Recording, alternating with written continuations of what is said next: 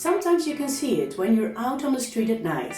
Bright flickering light and sharp shadows caused by welding during work on the train rails. This dramatic cinematic effect inspired Gabriel Lester for his installation Nobody.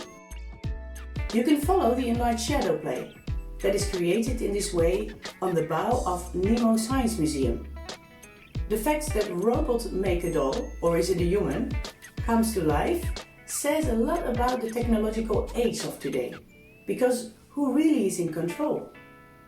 Gabriel Lester, born and raised in Amsterdam, started his career as a music producer and writer.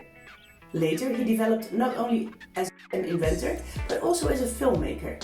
Illusions, light and sets are therefore important elements in his work, which is always about time, space and memories. Lester's oeuvre consists of installations, performances, film and video art. And he also realizes large projects in public spaces on commission.